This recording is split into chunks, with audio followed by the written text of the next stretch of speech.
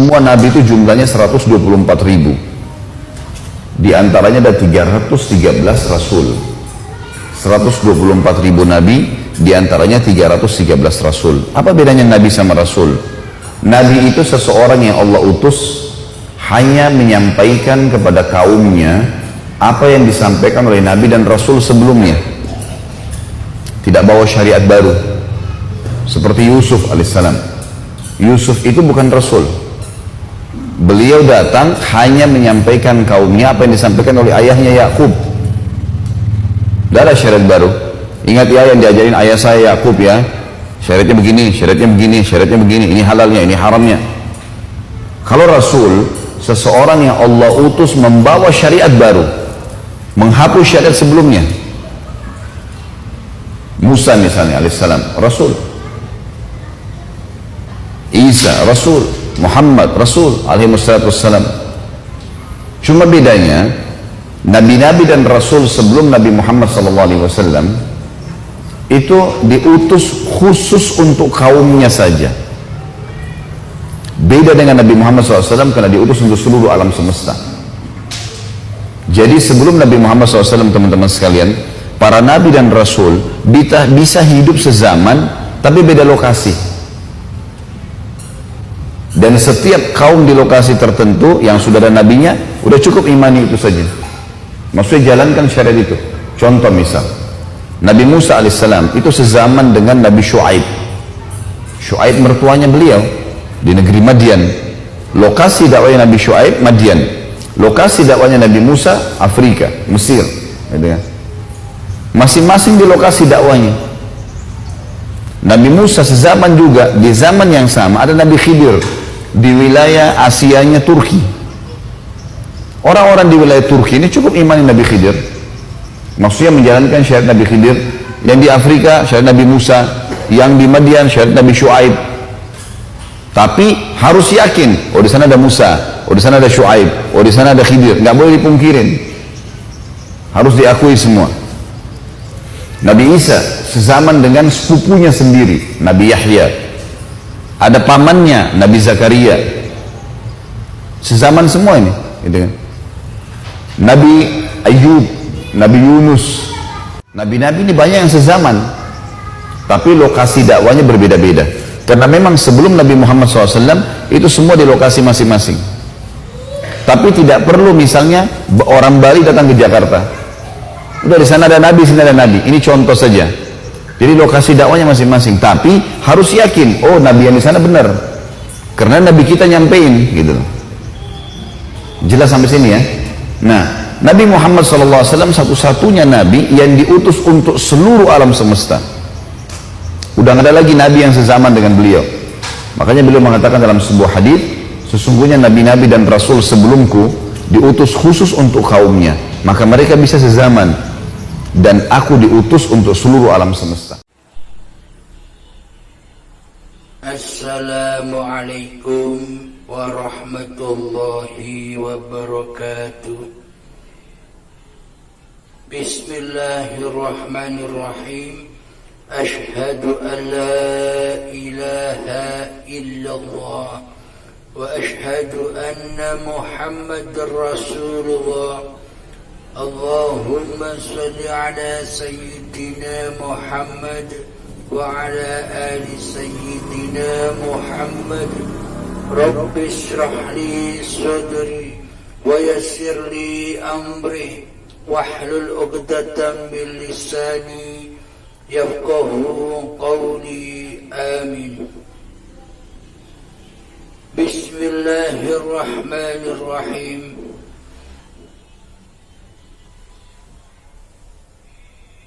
Saya akan membacakan surat Al-Baqarah. A'udzu billahi minasy syaithanir rajim. Bismillahirrahmanirrahim. Wa idh qala rabbuka lil malaikati inni ja'ilun fil ardi khalifah. ketika Tuhanmu berfirman kepada para malaikat, sesungguhnya aku hendak menjadikan khalifah di muka bumi. Qalu ataj'alu fiha man yufsidu fiha wa yasfiku dima'. Para malaikat berkata, mengapa engkau hendak menjadikan khalifah itu yang akan membuat kerusakan padanya dan pertumpahan darah? Wa nahnu nusabbihu bihamdika wa nuqaddisu lak. Dan kami senantiasa bertasbih dengan memuji engkau dan mensucikan engkau. Qala inni a'lamu ma la ta'lamun. Allah berfirman, sesungguhnya aku mengetahui apa yang tidak kau ketahui. Shadaqallahul azim. Bismillahirrahmanirrahim. Derajat manusia lebih mulia daripada para malaikat. Ketika manusia itu sudah menjadi khalifatullah, yakni wakil-wakil Allah di muka bumi ini. Yang dimaksud wakil Allah itu bagaimana? Apakah yang dimaksud wakil Allah itu hati yang selama ini ingkar kepada Allah? Hati yang selama ini tidak mensucikan Allah, kecuali mensucikan dirinya sendiri di hatinya? Yang dimaksud khalifah, wakil-wakil Allah, wali-wali Allah itu adalah manusia yang sudah mencapai hakikat diri sejati manusianya. Apakah hakikat diri sejati manusianya?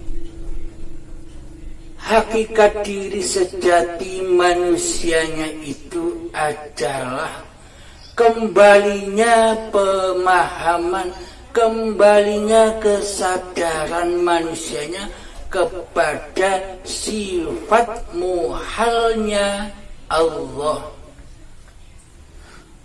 Jadi pada intinya hamba yang sudah menyadari hakikat diri sejatinya yang tak wujud, yang tak ada, yang gaib, yang mati, yang tak berkuasa, yang tak berkehendak, dan sebagainya. Khalifatullah itu bukan manusia-manusia yang mengaku diri menjadi Allah, yang mengaku diri menjadi Tuhan. Itu bukan khalifah namanya.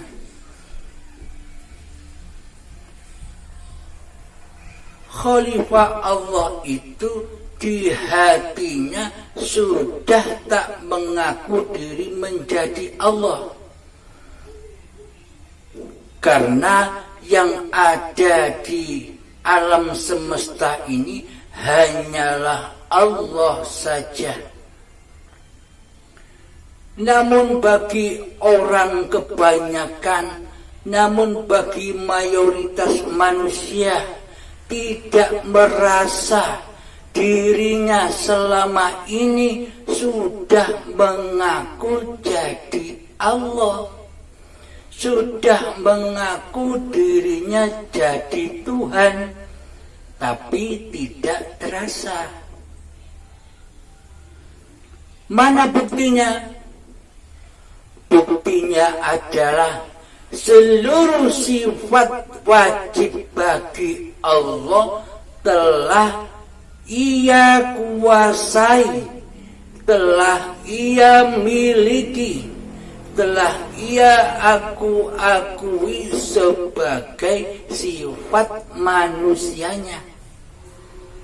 Contoh sifat wujud, wajib hanya bagi Allah saja yang wujud. Akan tetapi kebanyakan manusia mengaku dirinya yang wujud. Contoh Abdul Halim ini. Selama ini Abdul Halim ini merasa dirinya lebih wujud daripada Allah, merasa lebih ada daripada Allah. Kenapa? Karena selama ini Abdul Halimnya tidak sadar akan keberadaan Tuhannya, sehingga Abdul Halim ini hatinya merasa seolah-olah dirinya lah yang berkuasa, yang memiliki atas hidup dan badan ini, sehingga wujud diakui sebagai wujud Abdul Halimnya, hidup diakui sebagai hidup Abdul Halimnya, badan diakui sebagai wujud milik Abdul Halimnya, kuasa diakui sebagai kuasa Abdul Halimnya, kehendak, daya upaya dan ikhtiar diakui sebagai milik Abdul Halimnya, penglihatan diakui penglihatan milik Abdul Halimnya, pendengaran diakui sebagai pendengaran Abdul Halimnya, dan perkataan diakui sebagai kalam Abdul Halimnya. Selama ini, monggo silakan cek hati kita masing-masing, apakah demikian adanya?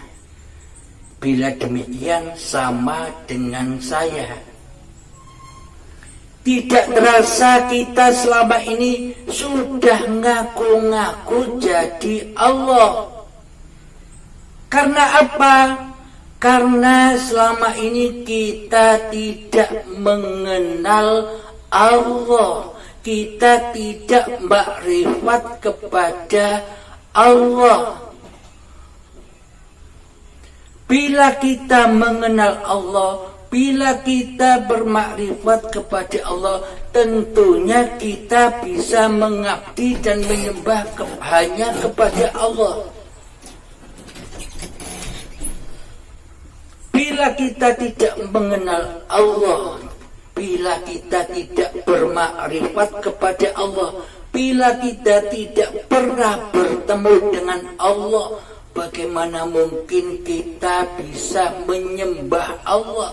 Bagaimana mungkin kita bisa mengabdi kepada Allah? Semuanya hanya angan-angan kita saja. Seolah-olah kita bertuhan, seolah-olah kita beragama, akan tetapi semuanya hanya syariatnya saja, semuanya hanya badannya saja, demi menutupi keateisan, ketidakkenalan hati kita kepada Allah. Mari kita sadari kesalahan-kesalahan kita. Seumpama kita bertuhan, seumpama jika hati kita ini berasa ada yang menguasai, yakni penciptanya Allah, maka hati kita tak akan pernah mengaku-ngakui apa yang sudah diciptakan oleh Allah. Hidup tidak kita aku-akui sebagai hidup kita. Badan tidak kita aku-akui sebagai badan milik kita. Seluruh kehendak, daya upaya, af'al yang terjadi di dalam badan kita seperti sholat, ibadah dan sebagainya, seluruhnya tidak kita aku-akui sebagai milik dan kuasa manusianya. Itu bila hati kita dikatakan bertuhankan Allah sebagai penciptanya. Inilah yang disebut khalifah. Inilah yang disebut pengganti wakil-wakil Allah di bumi ini. Yakni hati tidak mengaku-ngaku bahwa dirinya lah yang hidup, dirinya lah yang berkuasa atas badan ini. Semuanya kembali rojiun kepada Sang Pencipta. Akan tetapi kebanyakan manusia zahirnya saja mengatakan dirinya beragama dan bertuhan, syariatnya saja mengatakan dirinya telah beragama dan bertuhan. Akan tetapi hati kita selama ini masih ateis, yakni tak bertuhan.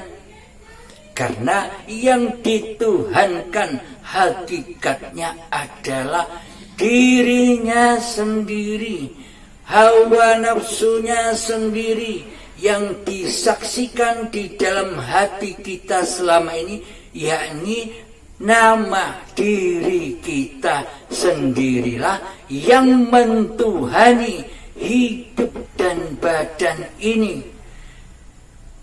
Karena apa?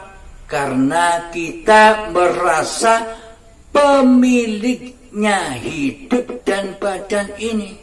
Nah, berarti selama ini kita tidak merasa sudah mengaku jadi Allah.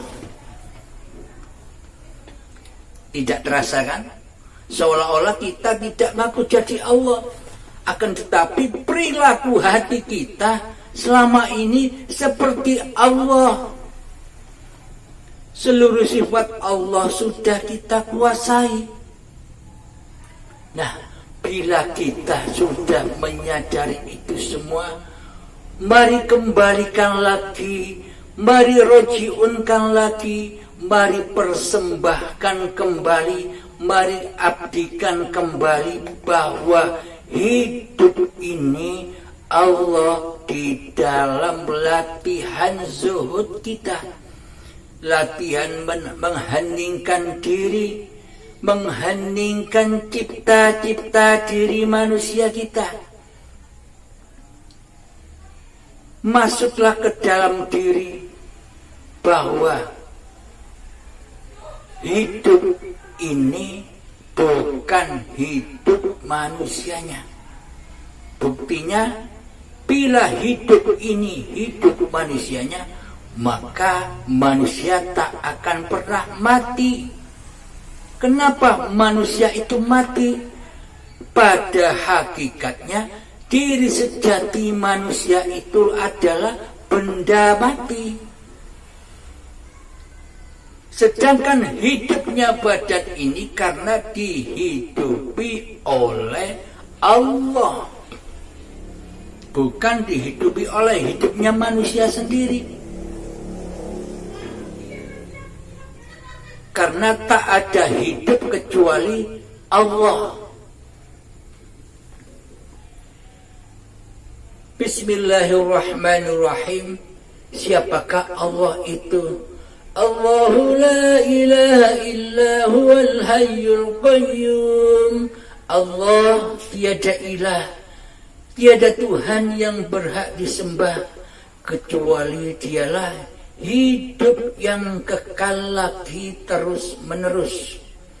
Nah, hidup itulah zat yang bernama Allah. Selagi hidup kita aku akui sebagai hidup milik kita, maka selamanya kita tak akan pernah bisa menyembah kepada Allah, melainkan kita hanya menyembah hawa nafsu kita sendiri, sehingga hati kita dibakar, diandar di dalam jahanam, yakni hati selalu panas, hati selalu gundah, hati selalu takut akan sebuah peristiwa yang tidak mengenakan suasana hati. Karena selama ini kita mentuhani diri kita sendiri. Marilah syahadat kembali kepada Allah. Marilah bertobat kembali kepada Allah, yakni masuk Islam secara kafah, yakni bersyahadat dengan sesungguh-sungguhnya, bersahadat yakni menyaksikan Allah dan Muhammad Rasulullah. Siapa Muhammad Rasulullah itu? Yang dimaksud Muhammad Rasulullah adalah bukan Muhammad bin Abdullah saja, bukan zahirnya Kanjeng Nabi Muhammad saja. Yang dimaknai Muhammad Rasulullah itu adalah badan-badan yang diciptakan oleh Allah. Itulah badan yang diutus oleh Allah, yakni badan yang diperjalankan, dipergerakkan oleh hidup. Ketika tahiyat, di dalam tahiyat sholat 5 waktu, kita diutus bersyahadat. Ketika bersyahadat, asyhadu an la ilaha illallah. Siapa yang ditunjuk? Di manakah Allah?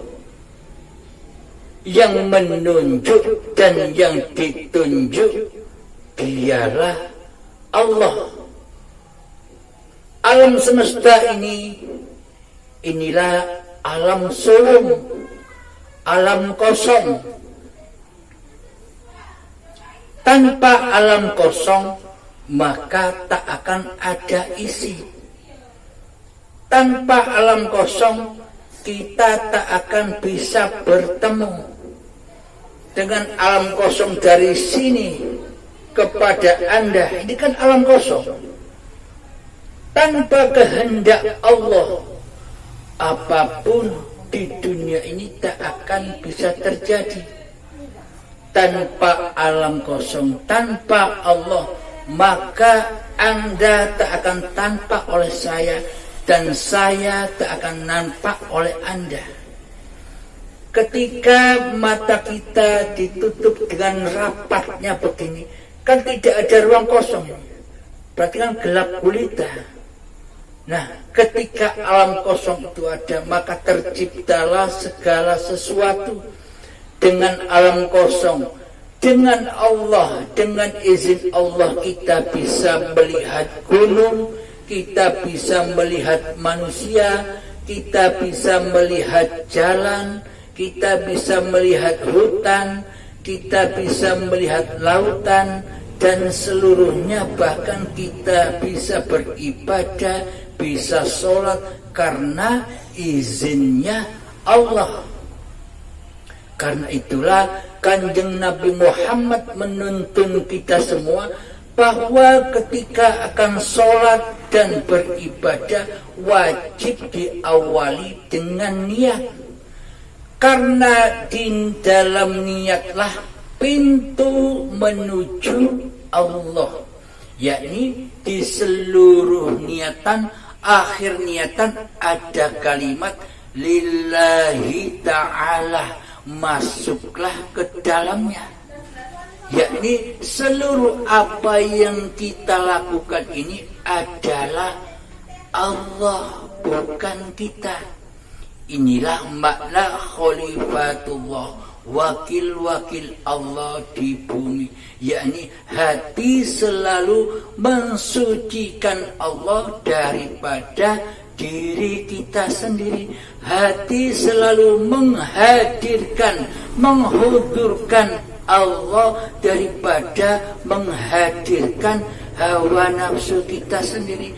Hati selalu memahabesarkan Allah ketimbang memahabesarkan diri kita sendiri. Itulah khalifatullah, yakni manusia termulia, lebih mulia daripada para malaikat. Demikian para sahabat, semoga saya dan kita semua akan selalu diridhoi dan dibimbing selalu oleh Allah Subhanahu wa ta'ala. Assalamualaikum warahmatullahi wabarakatuh.